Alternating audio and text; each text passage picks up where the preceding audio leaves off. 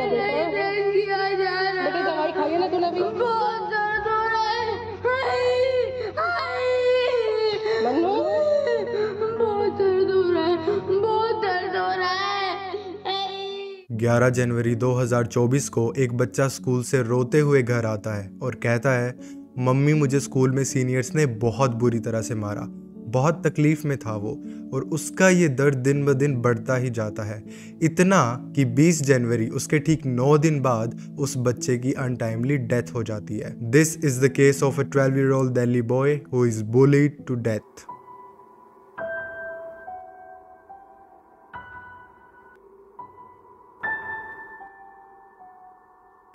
किंतन सारस्वत एक 12 साल का लड़का था जो अपनी मम्मी, पापा और एक बड़ी बहन के साथ दिल्ली में रहता था। वो सर्वोदय बाल विद्यालय में 6th क्लास में पढ़ता था, जो कि एक गवर्नमेंट स्कूल है शास्त्री नगर दिल्ली में। किंतन के पापा राहुल सारस्वत एक प्राइवेट कंपनी में काम करते थे as a daily wage worker. Kintan के पेरेंट्स ने अपने बच्चों को हमेशा ही अच्छी परवरिश दी। ज्यादा इनकम ना होने के बावजूद भी उन्होंने किंतन को एक इंग्लिश मीडियम स्कूल में डाला और अलग से ट्यूशंस भी प्रोवाइड करवाई। Kintan was a very ambitious child. उसका सपना था कि वो बड़ा होकर इंडियन एयरफोर्स ऑफिसर बनेगा, बट सैडली उसका ये सपना सपना ही रह गया। दोपहर के 2:30 बज गए थे, बट किंतन अभी तक स्कूल से घर वापस नहीं आया था। Kintan's mom understandably got worried and went over to the balcony to wait for him. और जब किंतन की मॉम बैल्कनी से वापस अंदर आई तो उन्होंने देखा कि किंतन सोफे पर सर नीचे करके बैठा हुआ है। उन्होंने किंतन से पूछा कि क्या हुआ, तो इतना उदास क्यों है? तो किंतन ने धीरे से उनकी तरफ देखा और जोर जोर से रोने लगा। और जब उसकी मॉम ने दोबारा पूछा कि किंतन क्या हुआ, तो रो क्यों रहा है, तो उसने बताया कि मम्मी मेरा पैर बहुत जोर से दर्द कर रहा है। और उस समय उन्हें अंदाजा भी नहीं था कि वो इंजरी किंतन की जान ले लेगी। और कल वो गया है ना तो 4 कंधों पे गया, लेकिन अपने पैरों पे नहीं गया वो लड़का मेरा कल भी। और जो मैंने झेला ना वो मैं नहीं बता सकती। वो मेरा बेटा नहीं, मेरी आत्मा थी, वो मेरी निकल के चली गई। उस दिन स्कूल लंच ब्रेक में जब वो वॉशरूम से क्लासरूम वापस जा रहा था तो उसकी एक सीनियर से टक्कर हो गई, और फिर उस सीनियर ने अपने दोस्तों को बुलाया किंतन को मारने के लिए, उस छोटी सी गलती के लिए। उन्होंने किंतन को फोर्सफुली उठाकर उसे जमीन पर पटक दिया और फिर उसे काफी देर तक मारते रहे। I mean, किस तरह के सीनियर्स हैं वो जो एक बच्चे को मारते हैं और इस तरह मारते हैं कि वो बच्चा सरवाइव ही नहीं करता। It's beyond me. किंतन की फैमिली जल्दी से उसे एक गवर्नमेंट हॉस्पिटल में ले गई, जहां पे उन्होंने उसे सिर्फ पेन किलर्स देके कहा कि डॉक्टर छुट्टी पर है, आप लोग 3 दिन बाद आना। किंतन को उन मेडिकेशन से थोड़ी देर के लिए तो आराम आया, बट कुछ दिनों में उसका दर्द इतना ज्यादा बढ़ गया था कि एक 12 साल के बच्चे के लिए वो सहन करना बहुत मुश्किल था। 15 जनवरी को वो लोग किंतन को एक प्राइवेट डॉक्टर के पास ले गए रोहिणी में, जहां उसने उसे कुछ और मेडिसिन प्रिस्क्राइब कर दी। उसके बाद से उसने खाना खाना भी बहुत कम कर दिया था।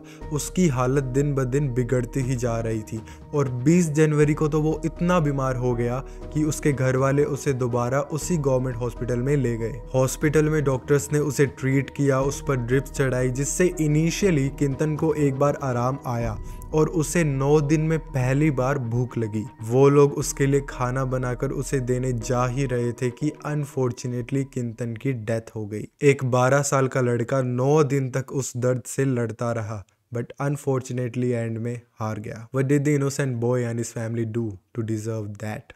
कितनी गंदी तरीके से मेरा बच्चा मारा है कि वो बेड पे से उठा ही नहीं।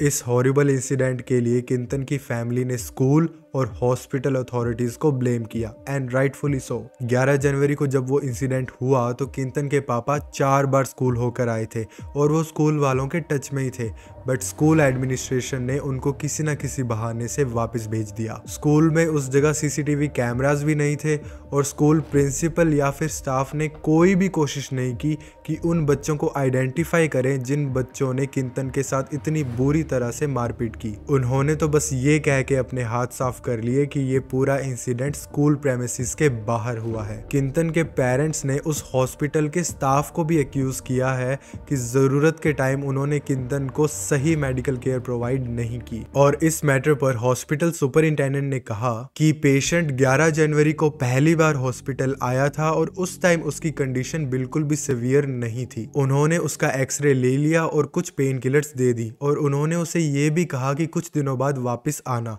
बट वो सीधा 20 जनवरी को आए जब किंतन की हालत बहुत क्रिटिकल हो गई थी। और तब उसे फिजिशियन, पीडियाट्रिशियंस और ऑर्थोपेडिक डॉक्टर्स ने देखा, बट उस स्टेज पर वो उसे बचा नहीं पाए। इस स्टेटमेंट में उन्होंने 11 जनवरी को उस हॉस्पिटल में ऑर्थोपेडिक डॉक्टर्स के 3 दिन की लीव पर होने का कोई भी जिक्र नहीं किया। अभी तक इस केस पर कोई भी और इन्फॉर्मेशन नहीं आई है और उन सीनियर्स पर भी कोई भी इन्फॉर्मेशन प्रोवाइड नहीं की गई। Sadly Kintan's family is still fighting for justice. Guys, this is yet another horrific case of bullying in school. College campus पर बुलिंग एंड रैगिंग की तो सब बात करते हैं एंड गवर्नमेंट एंड कॉलेज ने बहुत सारे रूल्स भी बना रखे हैं उसके against. I think it's about time हम स्कूल बुलिंग को भी सीरियसली लेना शुरू कर दें। Parents need to be more involve in their kids life and ask them one simple question कि बेटा तुम्हें कोई स्कूल में परेशान तो नहीं कर रहा। This was a sentence my father always used to ask me जब मैं स्कूल से दुखी घर वापस आता था। And I always felt like कि अगर कभी भी कुछ हुआ स्कूल में तो पापा है मेरे साथ। Trust me guys, it really helps. तो आई अर्ज यू गाइज, अगर आपके साथ ऐसा कुछ हो रहा है या आपके दोस्तों के साथ ऐसा कुछ हो रहा है तो please talk to your parents, your friends and school authorities. Don't be scared. At the end मैं आप लोगों से एक रिक्वेस्ट करना चाहूँगा कि इस केस को आप ज़्यादा से ज़्यादा शेयर करें ताकि इस पर और अवेयरनेस बढ़े। और अगर आप इस केस को पोस्ट करते हैं एंड हैशटैग्स डालते हैं तो शायद किंतन की फैमिली को जल्दी जस्टिस मिल जाए। एंड मेरे लिए प्लीज़ चैनल को सब्सक्राइब कर देना एंड वीडियो पर एक लाइक छोड़ देना। मैं आपसे मिलता हूँ अगली वीडियो में एक नए केस के साथ।